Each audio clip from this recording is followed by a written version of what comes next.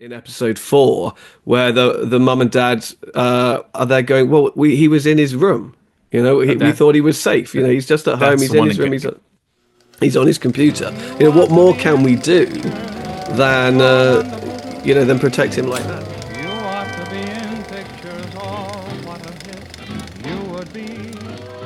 Well, James, all I've been hearing about for the last 2 weeks is this new miniseries on Netflix coming out of the UK called Adolescence. And at first, I had a colleague say to me, "Steve, have you watched any Adolescence yet?"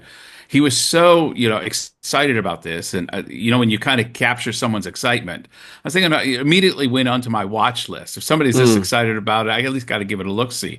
And then suddenly I start reading in the newspapers. And then Keir Starmer is mentioning about how he wants every school in the UK to have it as required watching. And I'm, Oh, wow. wow.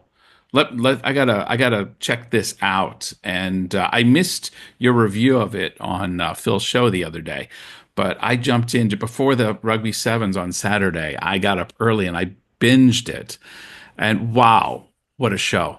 Yeah, no, it's nuts, isn't it? I mean, similarly, wasn't on my radar at all, sort of in the run up, and then as soon as it dropped, everybody in the UK was talking about it, and I heard interviews, with some of the cast and the critics that I listened to from the UK were all talking about it, and then family and friends, and it was just all over Facebook and everywhere. And I was like, okay, I'll get to that. That's interesting. And then it didn't, because often that happens, in the first couple of days when something new Yeah, comes out, and you're like, okay, all right. And because I'm not really a TV person so much anyway. But it didn't go away. It didn't subside at all. It only seemed to sort of increase. And I saw that it was just number one every day in Netflix. Even here, it was number one on Netflix every day. And that's unusual. It's normally all K dramas. yes, So I was yeah. like, all right, I need to get to this. And then people just started asking me, have you seen it? What did I think of it? I was like, no, okay, fine.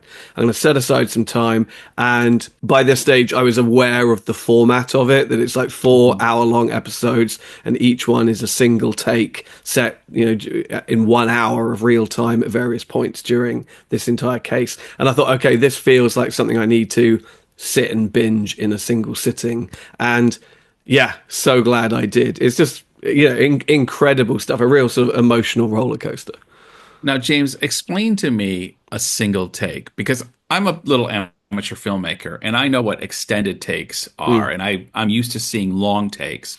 But when I heard this, I thought, well, surely, you have enough outtakes to know, and anybody who's made any films, and I have, is people screw up. They jumble words, and you have to how do you do an hour long in a single take? I don't even know how does that, because somebody's going to screw up. Right. And so how does that work? You rehearse the hell out of it so that no one screws up. Because, I mean, there are films that purport to be a single take. Recent examples would be something like Birdman, right? Which, or 1917, which I think is two. It sets itself up as two, presents itself as two.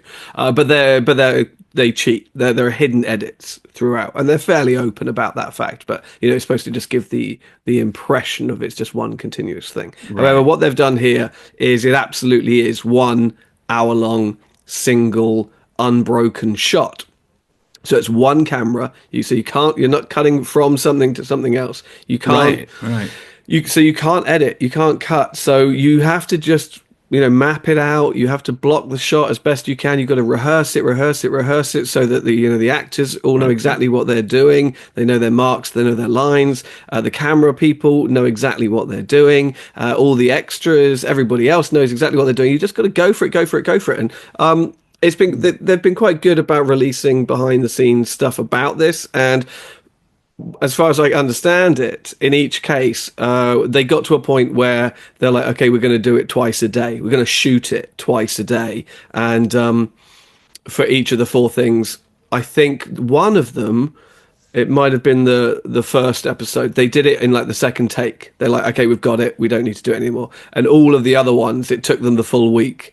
Particularly like the school episode, you've got so many people, just so many extras doing so much stuff. There are just too many opportunities for something to screw up. To screw up, yeah. Yeah, and and it's nobody's fault. Somebody might just fall over or bump into the cameraman or something like that. You never know what's gonna happen. Now, if But you get those contained scenes with like Aaron Doherty and the young man who plays Jamie, Owen that's Cooper, easy. yes. That's like watching a stage play. I could see rehearsing Yes. that whole, and as long as the cameraman is got his choreography set up, that can easily be done. But when you have so many moving pieces, boy, I'm in awe of it. But well done.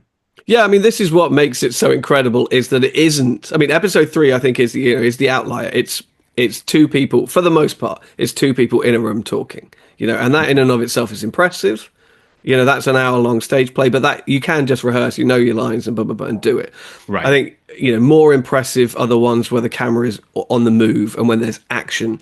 I think episode 2, the episode in the school. Not only do you have all of these characters, and you've got the two cops constantly moving around the building, going into other rooms, sitting down, going through these conversations, but then there's a foot chase where one of the kids that they're chasing after jumps out of a window and the camera goes out a different window following it, and they're running through the streets, and then the camera goes up into the air. It's like a Yeah. god POV shot, God's eye view shot, and then comes back down and into the face of another character. It's like you have to think about how the camera is going to move and how as a little amateur filmmaker myself, I was trying to figure out how do you do this, and I was half of my brain was absorbing this story, this powerful story about the manosphere and the impact on young men that this social media is playing. And as an educator, as a teacher, this is doubly within the field that I'm dealing with in my day to day. The other half of me is, as a film lover and having done some films myself and acted in a few, amateur ones, you just are amazed at what it takes to pull this off. Yeah, no, and it's incredible. And what I appreciate most about this is, as complicated and ambitious as the technical side of it is, it's not a gimmick. It's not just sort of some showboating, just going to go, hey, look at what we're doing with the camera. There is real substance to the material itself, and I think that is why everybody is becoming so enamored by it. Because I think on the one hand, you have to applaud the technical achievement of it, but it's also great writing and great acting, and the subject matter and the way that the writing and the way that the entire production deals with the subject matter, I think, is incredibly mature, incredibly sort of nuanced. They don't go for any sort of easy get outs. I love the fact that, for example, Jamie, the main character, the 13-year-old protagonist, isn't from like a troubled home or a broken home or anything like that. There aren't any simple sort of responses, whereas the audience, you can go, oh well, that's why. Yeah, this that's has what happened. an alcoholic dad will do to you. Yeah, You can't blame it on any one thing. Yeah, he has a happy suburban home life, and obviously he's not happy. He's deeply, deeply troubled kid, but the reasons for that are more complicated, are more nuanced, and that the show, just as a piece of drama, is able to really tap into these ideas of sort of incel culture, the Andrew Tates of the world, and how they are able to influence young people through the internet, through social media. There's this great scene in episode 4 where the mum and dad are there going, well, he was in his room, we thought he was safe, he's just at home, he's in his room, he's on his computer. What more can we do than protect him like that? And so there's elements like that, and obviously it gets into knife crime, it gets into bullying, the whole idea of online bullying, where there's nothing to see, there's nothing to stumble upon, there's nothing to witness. But these kids are getting, incredible, sort of powerful, detrimental psychological damage is being done to them just from messaging on their posts and what have you. And it's done sometimes, as I talk about, through emojis and in code that a layman adult, on the outside might not even understand or be able to interpret what the messaging is. I think it was a really smart attempt to cover a lot of ground in in a really sort of realistic way that didn't feel rote, it didn't feel cliched, didn't feel like, oh, okay, yeah, we've heard these stories before. It really tried to approach it in a really original and fresh way, and I thought it was fantastic. No, I think it really resonates with audiences because we're all dealing with it. I got a 14-year-old, and all I kept thinking of, a 14-year-old son, is, well, what is he watching on social media? How is this affecting him? What do I need to be doing? Because I think a lot of parents particularly feel powerless. We don't know what to do. We don't Mm. know how to protect our kids. And Stephen Graham and I forget the actress who plays the wife, just brilliantly play this couple whose whole world collapses in. Like you said, they are a suburban couple. They're not rich, they're not poor, they're the traditional middle class with, two kids, which seemingly a loving home. Like when the cops break in the very first episode, I mean, this is an idyllic household. The kids in the bedroom goofing around as they would in a million other suburban homes around the world. And yet, scratch the surface, and there's this dark underbelly, and it has many of us questioning, well, where does that, are we fooling ourselves? Are we telling ourselves a narrative in our head and not really acknowledging maybe what's going on under our nose? Yeah, I mean, and it raises all those questions, doesn't it? It's like, well, how much freedom should I give my child? How much should I be in their private space? Because you must be, I mean, I'm not a parent, but you must be torn constantly between, am I overstepping? you've got to give them space, but at the same time, am I being overprotective, or or the opposite? Am I being neglectful? I need to be aware, but I've also got to make sure that I'm not prying so much that I'm pushing them away, kind of thing. And I Right. think that Right. this is the outcome of all of that. It's like you just don't know, and you just can't sort of tell, really. James, can we talk about these outstanding performances? I don't know even where to start. We got Aaron Doherty. We have, what's the young man who plays Jamie, is Owen Owen Cooper. Cooper, yeah, Owen Cooper. incredible, incredible. Yeah, as far as I know, I 13 was year just old. I haven't seen him in anything else before, but just wow. That's what I thought. I thought it's amazing what this kid is being, and as a minor, I was a little nervous with some of the subject material, that the police are having to ask questions. You got Stephen Graham, the father, sitting next to him. And I could feel the tension that the dad is feeling. Like he's really conveying that I want to protect my son. And yet this is an obvious, very serious case with police who are operating very professionally. Hmm. And I think that's another thing that really hit me, James, in watching this is on one hand you have these police who have broken in and in a really not violent way, but a very forceful, intimidating way, and then take them to the station. And everyone on the police side is almost like a doctor, very methodical. I'm going to ask you some questions. And on the other side, you've got this family whose whole life is destroyed. The father and the mother are going, what is going on here? Obviously, Jamie's doing a very good job of covering the fact he really has killed somebody. He's like, I haven't done it. I haven't Mm. done anything. And the police are operating like we do this 5 times a week. It's this the thing that's destroying your life over here, we see every single day. And I think that's another thing about this show is it really reveals to us that there's a lot of crazy stuff that's going on in our society that's not being addressed very well.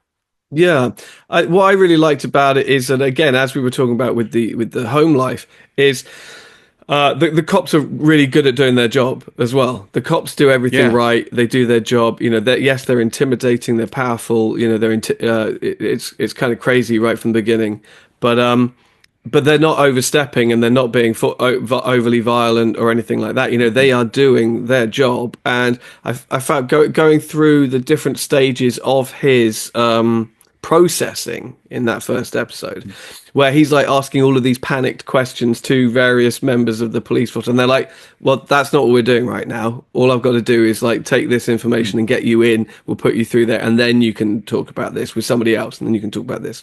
And all of those steps felt incredibly authentic. and also incredibly competent on the side of the police. And that's not to say that the show is sort of pro police or defending the police or anything like that, but no, it's just another guardrail dramatically in place to ensure that as an audience member you can't point the finger and kind of go, oh well, that's to blame here. This is what's wrong. It's like, no, the problems here, the societal problems, are way deeper, and arguably, deal with the children, begin and end sort of with the children and with the influences that they are subjected to because of what I mean, it's not. I think it feels like an oversimplification to say, oh, it's the internet. That's to blame. The internet is to blame. But I think that there is an element to the story where it's like in an era of social media and the internet, your child is now exposed to essentially everybody. Anybody in the world can reach out to anybody else in the world and say something nice or say something not so nice. Well, two things I was just going to say, and before I forget them, I'm going to say them, is the 4 episodes almost play out like that old HBO series, The Wire, from 20 years ago. I felt that too, yeah. Did you, where you feel Yeah. like, okay, we have the police part, and then the police does its thing, but then the police kind of move to the side. You don't really see them anymore. Now we're going to move on to the lawyer and the legal side, and then we're going to move on to the counselor side. And it's like each one takes center stage for a while, and then they move, and you almost forget that those characters were even part of the whole dynamic.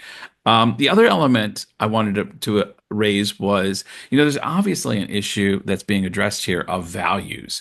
Where's the vacuum of our value system? Yes, we can blame the internet, but at the end of the day, that is just a symptom of a deeper problem. And I love when they show the classroom in the school. This is, I get British teachers all the time say, I'm not going back to teach in Britain. It's crazy over there. And sometimes I think some of our kids, it doesn't get violent or anything, but there are huge behavior issues. And so there is something.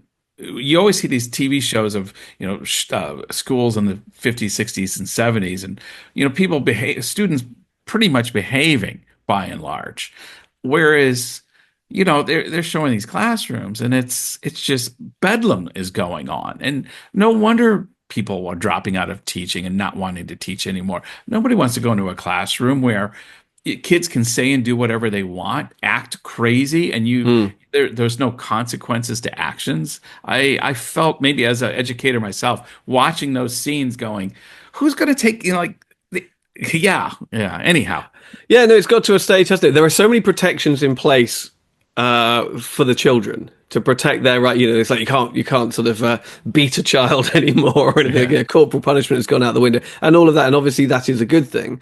But kids are smart, and kids know how and when to push your buttons and test your limits, and they know now that they're protected, and they know now that you can't. As if you're the teacher, there are real limits to what you can do. What you're allowed to do legally and actually sort of physically and realistically and practically in the moment, what you can do. And I think it has. So the kids that aren't that interested and just want to kind of cause trouble and just even if it's just making mischief and disruption in class, it's almost impossible to contain and shut down and actually get on with something. And that, completely jades the staff. And so you end up with a mess like you see here, where the kids don't care, the teachers don't care. And it's more just like a holding pen while their parents are at work, rather than actually anything constructive or educational going on. And so it's no wonder that one of the byproducts of that is it breeds this kind of sort of antagonistic bullying environment, which can get sort of out of hand. Because I think one of the big things is it's not even happening face to face anymore. I think that's one of the great sort of problems with sort of this kind of bullying. It's not like you stumble upon a fight in the classroom or in the playground and you've got to break it up. It's like that's not where it's happening anymore. It's all happening sort of just on people's phones, where if you're trying to police it, you can't see it. Yeah.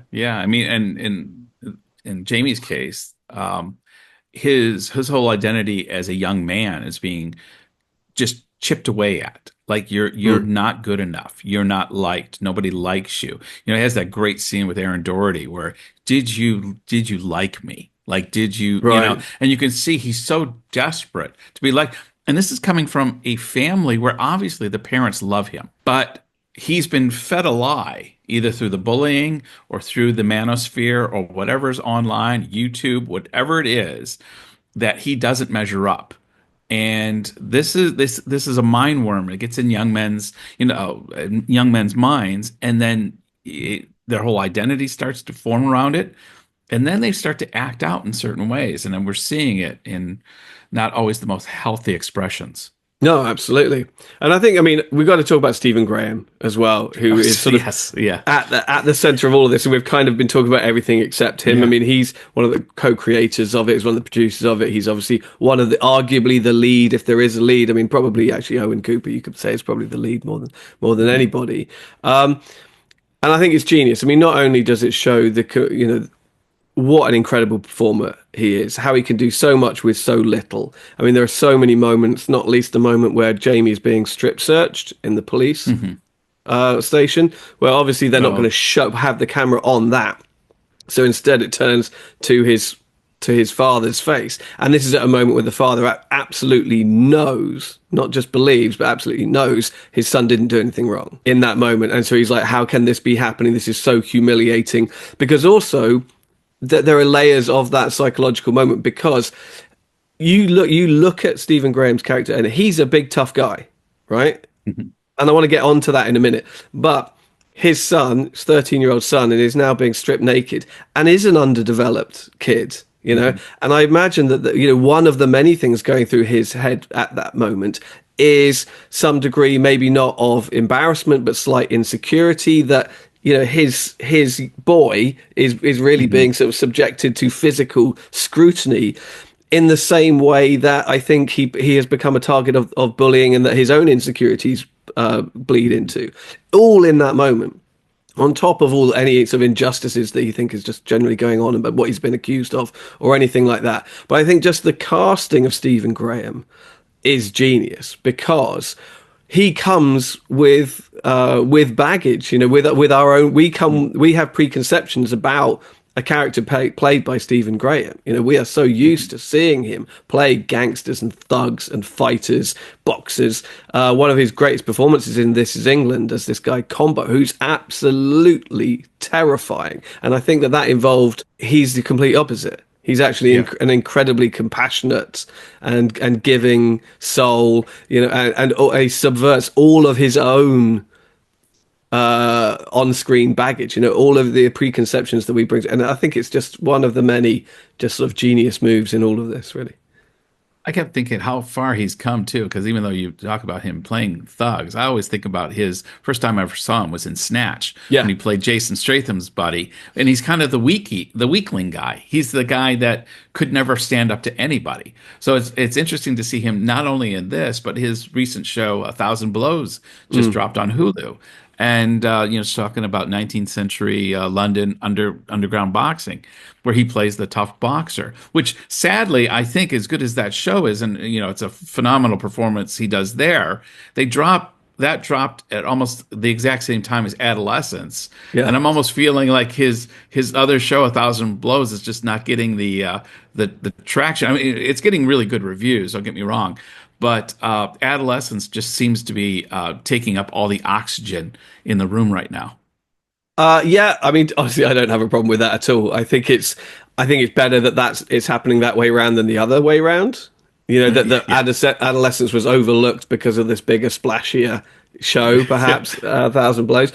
I mean, if this is a moment that sees Stephen Graham start to win awards, if this gets kind of like into the Emmy conversation or the Golden Globes conversation or the SAG conversation, in a way that in recent years you've seen shows like Shogun, or it's probably in the same category as something like The Penguin from this past season, where Colin Farrell just wins everything for that.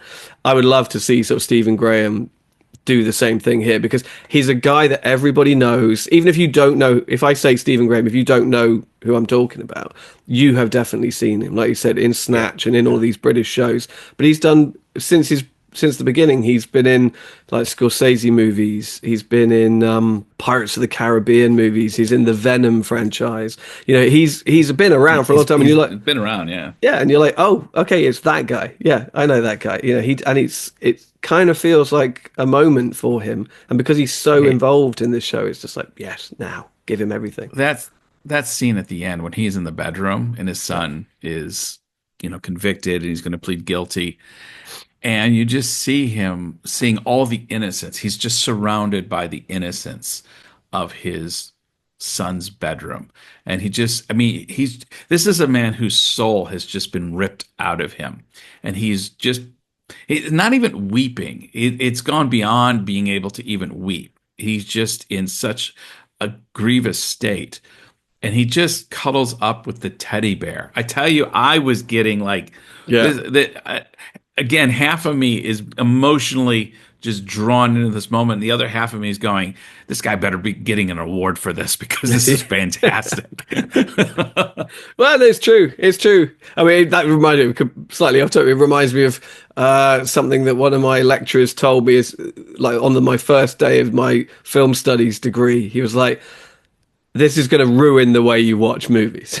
You're never going to be able to just watch movies. You'll always be just analyzing it and taking it apart and putting it back together. But it's, yeah, I know. So I know exactly what you mean in that moment where you are. You're really trying to stay in the moment, but at the same time going, "Oh, he's good, isn't he?" Yeah, Yeah, damn that Stephen Graham man. He's really in it playing his A game right now. right. So, I think that you can, and I think that that's what one way that Adolescence works so well is that yes, it has all of this technical whiz-bangery and wizardry going on. It is really challenging itself in every moment to do something fun with the camera. To pull off these great sort of bravura hour-long sequences with no cuts, while also refusing to give any easy answers to any of the social questions that it is presenting. But at the end of the day, it's just good drama, well told, with brilliant performances, and so that's why it works.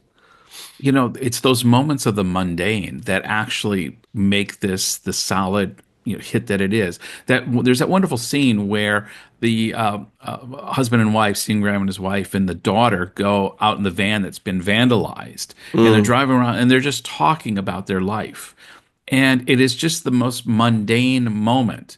And yet they're trying to figure out, without saying it, how are we going to go on as a family with our lives and have a life together? But they're not saying it. They're saying it. They're kind of going all around and talking about different things. I just thought it's those moments of the mundane that were absolutely brilliant. Well, I mean, I think then that again goes back to the good writing is that yes, you've got the arrest in episode one. That makes total sense. That's where the story begins. But after that, the three moments that it chooses, it's like day 3 and then 7 months in and 13 months in or whatever it is, aren't necessarily days where something spectacular happens. I thought, oh, is one of them going to be the trial? The trial is not one of them or anything like that. And I think that works in its favor because it's not all about some great revelation or anything in each moment. It's just, here's just another snapshot of how everybody is struggling to get through all of this. Bearing at this moment. Yeah, there's really a depressed state of the spectacular and just that calm, this is what's going on in this moment. Yeah, I mean, I think the other thing they said was in these situations, in these cases, certainly as far as the media are concerned and what have you, a lot of the focus is on the victim and the victim's family. Mm-hmm. And they chose not to do that. I mean, there's you learn very little about the girl that died, the girl that was killed. And they were like, yeah, that's what we want to do, and we want to challenge ourselves in that way because we felt that dramatically it would be easier to look at her family and and how they'd been. They are victims in all of this, but therein is the easy way out again. And we're always looking for the tougher challenge, and so that's why they stuck with the killer's family. James, are we going to give this a unit of measure? Is this the kind of review that's going to get? Are we reviewing this, or are we just going to give it our Well done. I mean, I'm happy to go either way on that. I certainly could give it a unit of measurement, because I like it a lot, frankly. Yeah, yeah. Yeah, what unit would we give it? How many nonces? Uh, Nonsense. how many single unbroken tracking shots? How many bowls of cornflakes? Trying How to many bowls of think. cornflakes? How many bowls of cornflakes are you going to give Adolescence, James? I thought it was brilliant. I don't watch a ton of TV, so people might be like, oh yes, well it's a bit like this and it's a bit like this. It's like, well, for me it wasn't. I thought this was absolutely brilliant, as I think stated and restated in the last few minutes. It balances the technical with the dramatic. It's great in every department. It's always pushing itself, always challenging itself, and challenging us by extension. And I was riveted. I've heard some people sort of say it's slightly anticlimactic, and that the stronger episodes, or that the fourth episode is in some ways sort of weaker than the previous episodes. And I think that's unfair. I think that it's slightly there's possibly less grandstanding than in some of the earlier stuff, but I think that's the point. I think it gives an opportunity for more of the family sort of interactions, and more of the just those quiet moments can be just as powerful as the big splashy moments. And I think it ends brilliantly. So yeah, I thought it was absolutely great. I'm going to give it 5 bowls of cornflakes out of 5. I really thought this was great. And if this isn't one of the best things of TV I've seen by the end of the year, I'll be delighted, quite frankly. Yeah, I'm going to match you on the 5 in that, not only for the technical prowess, as you mentioned, but I just love the choices that were made. Even as you're saying, maybe a criticism of the last episode, it kind of declining, kind of petering out at the end. Yeah, there's the moment where they just get a message that he's going to plead guilty, and you never see Jamie again. We don't even get to see a final with Jamie. It really closes with the dad in the bedroom, which for me is just a brilliant choice. And from episode 1 to episode 4, there was distinct choices being made of what we're going to focus on. We're not going to be tempted to go down this road, which would be a little bit easier. We're going to keep the focus here. We're going to do this. I just think it's bold. We always talk about swinging for the fences. This one swang for the fence. Swung for the swung for the fence. Swung, yeah. And just knocked it out of the park. So I'm going to give it 5. I'm trying to remember the last time you gave something 5. Has it happened before? I have, but it's rarely. It's rare. Well, that says It's like everything my we need. grading. It's like when I grade kids' papers. It's hard to give them something perfect. It's like something's got to be wrong there somewhere. I just didn't see it. Well, there's always room for improvement. Let's put it that way. That's it. That's what James and I have to say about the hit new miniseries Adolescence. But what say you? Obviously, we think very highly about it, but you may have another thought. We'd love to hear your comment in the comment box below. James? That's it. Yeah, and favorite Stephen Graham performances. Where did you see him? Where do you what comes to mind when you think of Stephen Graham? Most memorable for you? Let us know, because he's been around for so long and he's always great, in my opinion. Till next episode. Bye bye. Bye bye. You're wonderful to see. You ought to be in pictures. Oh, what a hit you would be.